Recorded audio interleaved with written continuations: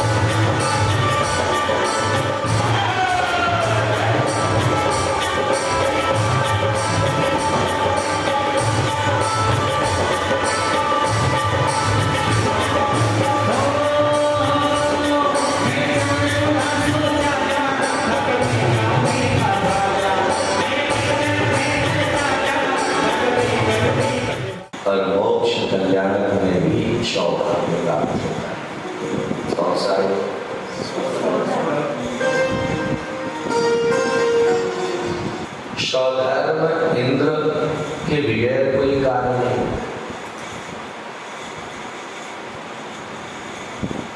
उस सौधर्म इंद्र को कहा गया भक्त श्रोमणी। अन्य देवों को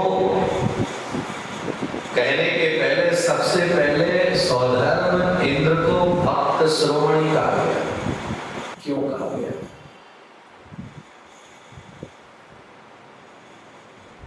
कभी आप विचारेंगे?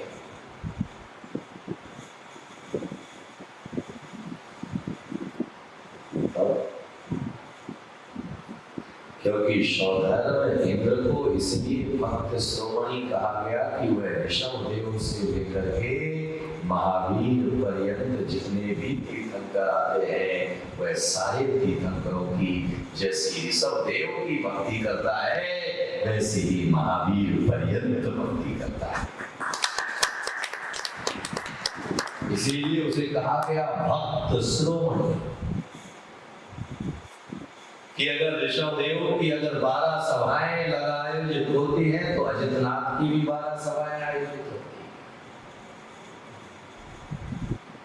आदिनाथ का अगर जो है सुमेरु पर्वत पर 1008 कलशों से अभिषेक करता है तो बाकी आने वाले तीर्थंकरों का भी कितने कलशों से?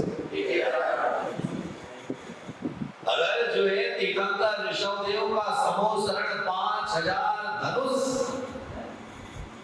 ऊपर लगता है तो बाकी तीर्थंकरों का,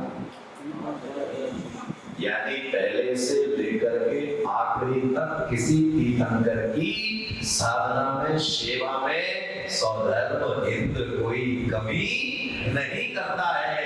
इसीलिए कमी नहीं करता है क्योंकि वह भक्त है और भक्त है इसीलिए एक भाव और अवतारी है निर्वाण को प्राप्त करने में। इसीलिए आप जब भक्तांबर महाकाव्य पढ़ते हैं तो उस भक्तांबर महाकाव्य के अंदर जो है सबसे पहले आचार्य मानतुंग ने वही बात को दर्शाया। भक्तांबर प्रणत मौल मणि प्रमाणा मुद्योदकम दलित पाप तमो विदानम शम्यक प्रणम्य जिनपाद युगम युगादा बालम वनम भवजले पतिताम जनानाम भक्तांबर भक्त अमर। अमर कौन है? आप अमर हो या नहीं? बोलो अमर हो या नहीं? यहाँ जितने बैठे हैं सब अमर है।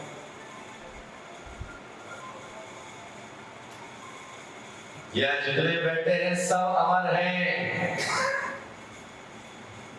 क्योंकि याद में रखना कि दुनिया में अमर वही हुआ करता है जो भगवान का भक्त हुआ करता है, और जो भगवान का भक्त बन जाता है ऐश्वर्य उसके पास चल करके पहुंच जाता है। मरता तो हमारा शरीर है, आत्मा कभी मरती नहीं। देह नाशवान है लेकिन आत्मा, क्योंकि निर्वाण प्राप्त कर लेने के बाद भी आत्मा का कुछ नहीं जाता है, क्योंकि आत्मा ज्यों की त्यों रहती है। कल जैसी थी आज भी वैसी है, कल परसों भी वैसी रहेगी। आत्मा के अंदर कोई परिवर्तन नहीं होता है। परिवर्तन जितना भी होता है वह पर्याय के अंदर परिवर्तन होता है, लेकिन आत्मा के अंदर परिवर्तन नहीं होता है। दूध की पर्याय घी बन गई, पर्याय बन गई है। दही बन गया, पर्याय बदली है। मक्खन बन गया, पर्याय बदली है। लेकिन सब बना कैसे? घी भी बनेगा दूध से, मक्खन भी निकलेगा, क्योंकि याद में रखना, मक्खन को याद में रखना, यूं अगर खटाई दूध में पड़ जाए तो दूध फट जाता है। दूध में अगर नींबू डाल दिया जाए तो दूध फट जाता है। याद में रखना कि संदेह का नींबू जब दूध में पड़ जाता है तो मन फट जाया करता है, और श्रद्धा का जामन जब दूध में पड़ जाता है तो जम जाया करता है। याद में रखना कि दही भी खट्टा है, लेकिन वह श्रद्धा से दही जब डाला जाता है दूध में, तो श्रद्धा का दूध में दही डालने पर, जो है जामन डालने पर, वह जमता है, फटता नहीं है। लेकिन जो अश्रद्धा का नींबू उसके अंदर जाता है तो वह नींबू जाते ही दूध फट जाया करता है। इसीलिए आचार्य कहते हैं कि जो अंदर से भक्त बन चुका है, अंदर से समर्पित हो चुका है, अंदर से जन्म को स्वीकार कर लिया है, वह जब भी भगवान के सामने जाता है तो स्वयं भगवान बनने की प्रार्थना करने के लिए, भेद करने के लिए नहीं जाता वो। क्या बनने के लिए जाता है? क्योंकि वह कहता है प्रभु मैं तो भक्त हूं, तेरे चरणों में चल करके आया हूं, तो इसलिए चल करके नहीं आया हूं कि मुझे लाल बत्ती चाहिए, इसलिए नहीं चल करके आया हूं कि मुझे हरी बत्ती चाहिए। मैं चल करके आपके चरणों में इसलिए नहीं आया हूं कि संसार का मुझे ऐश्वर्य चाहिए। अरे मैं आपके चरणों में इसलिए आया हूं कि मैं तेरे जैसा बनना चाहता हूं, इसलिए तेरे चरणों में चल करके आया हूं। इसीलिए तो समर्थ भक्त आचार्य ने, इसीलिए जो है उमा स्वामी आचार्य ने एक ही शब्द पर वजन देकर के कहा। अगर हम उमा स्वामी आचार्य का तत्वार्थ सूत्र पढ़ें, क्या है उसमें? मोक्ष मार्गस्य नेतारम भेतारम कर्म भूरताम ज्ञातारम विश्वतत्त्वानां वंदे तद्गुण लब्धये। मैं नमस्कार करता हूं किसे? महावीर स्वामी को। किसे? आदिनाथ भगवान को। किसे? संभवनाथ भगवान को ना। मोक्ष मार्गस्य नेतारम, जो मोक्ष मार्ग के नेता हैं, भेदाराम कर्म भूरताम, जिन्होंने कर्म रूपी पर्वत को भेद दिया है, ज्ञाताराम विश्व तत्त्वानां, जिन्होंने तीनों लोकों की क्षणभर की समस्त पर्यायों को देखते और जानते हैं, जिन्होंने जान समझ लिया है, ऐसे परमात्मा के चरणों में उनके गुणों की प्राप्ति के लिए मैं उनके चरणों में वंदना करता हूं।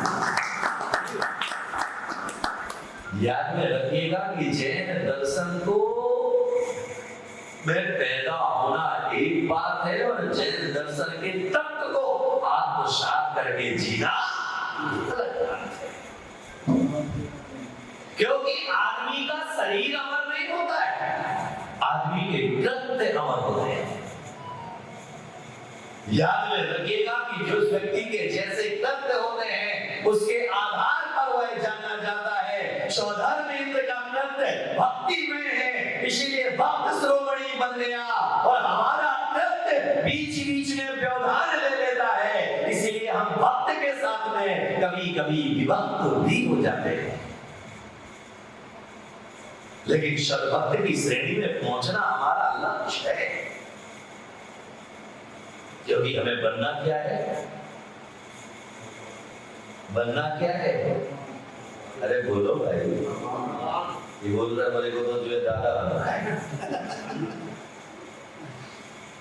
अरे दादा बन भी जाओगे तो क्या करोगे? इसलिए तो ज्ञानियों ने कहा कि दादा बन जाओ तो दादागिरी छोड़ दो। जब दादा बन जाओ तो दादागिरी छोड़ दो, परदादा बन जाओ तो दुनियादारी छोड़ दो। लेकिन लोग तो जो है दादा परदादा वो तो आगे तक जा नहीं पाते, बीच में ही जो है आयुष कर्म जो है कम हो जाता। इसीलिए जीवन के मंतव्य को समझना कि याद में रखना कि 1000 बार भगवान के श्री चरणों में मस्तक झुकाने से कुछ फर्क नहीं पड़ेगा, लेकिन एक बार श्रद्धा से भरकर के मस्तक झुकाओगे तो अंजन की तरह तुम भी निरंजन बन करके निर्वाण होगा। अंजन तो चोर था ना, बोलो, अंजन तो चोर था ना, लेकिन अंजन क्या बन गया? निरंजन, क्योंकि निर्वाण को प्राप्त कर गया। कहां वह चोरी करता था और कहां वह मोक्ष चला गया। याद में रखना कि वह चोर अपनी चोरी छोड़ करके निर्वाण की तैयारी कर लेता है, और हम भी सब यहां जो बैठे हैं वो क्या है? चोर है, चुराया है। तुम लोग तो केवल चोर हो, हम तो महाचोर है। अब चलेगा, अगर चोर का हाथ तो नहीं चलेगा, आपने अपने आप को भी साथ में ले लिया तो अब चलेगा। आदमी को मैं हमेशा कहता हूं कि अपनी दुकान पर छापा पड़े तो आदमी को तकलीफ होती है, लेकिन पड़ोसी की पे दुकान पे ना पड़े तो ज्यादा तकलीफ होती है। महाराज ने हमें चोर कह दिया, यहाँ तक तो तकलीफ थी जब महाराज ने कहा मैं महाचोर हूँ। अब ठीक है, क्योंकि आप तो हमारे से बड़े वाले चोर हो। याद में रखिएगा कि ग्रंथों में आचार्यों ने कहा कि मुनि केवल चोर ही नहीं होता है, मुनि महाचोर होता है। तो मैंने कहा आचार्य क्या कह रहे हैं? जो व्यक्ति अचौरे महाव्रत को धारण करता है, एक निर्दोष मात्र भी बिना दिए किसी से नहीं लेता है। अरे मालूम है कि पाटा उसके लिए बिछाया है, लेकिन चौके में जब तक तुम नहीं कहते हो कि हे स्वामी उच्चासन ग्रहण कीजिए, तब तक वह उसे ग्रहण नहीं करता। जब तक तुम घर के बाहर नहीं कहते हो कि हे स्वामी गृह में प्रवेश कीजिए, तब तक तुम्हारे घर में प्रवेश नहीं करता है। ऐसा आचार्य महाव्रत का धारी व्यक्ति को आचार्य ने कह दिया कि महाचोर है, तो जब उसे पढ़ने के बाद में समझा तो आचार्य कहते हैं कि मुनि जो है वित्त चोर नहीं होता है, मुनि चित्त चोर हुआ करता है। और जब किसी का चित्त चुरा लेता है, क्योंकि वह वित्त नहीं, वह सामने वाले का मन चुराता है धर्म ध्यान के माध्यम से, और फिर वो आगे आगे बोलो तो चोर है या नहीं? तो तुम लोग चोर हो कि नहीं? तुमने भी तो चोरी की है। क्या चुराया? क्या तो महाराज का मन चुराया? मेरा मन चुराना इतना आसान काम नहीं, गुरुओं का मन चुराना इतना आसान काम नहीं है। हम तुम्हारा चुरा सकते हैं? हमारा चुराने के लिए बहुत कुछ, क्योंकि हमारा मन तुम चुरा ही नहीं सकते हो, क्योंकि हमारा मन तो ऑलरेडी चोरी हो चुका है। जो चीज चोरी हो चुकी है उसे तुम दोबारा कैसे चुरा सकते हो? अगर हमारा मन नहीं चुराया गया होता तो आज हम इस चिन्ह मुद्रा में नहीं बैठे, क्योंकि जिलेंद्र भगवान को देख करके हमारा मन उनकी तरफ चला गया, गुरु को देख करके हमारा मन उनकी तरफ चला गया, इसलिए उनके जैसा बन गए। लेकिन हमने तुम्हारा मन चुराया, लेकिन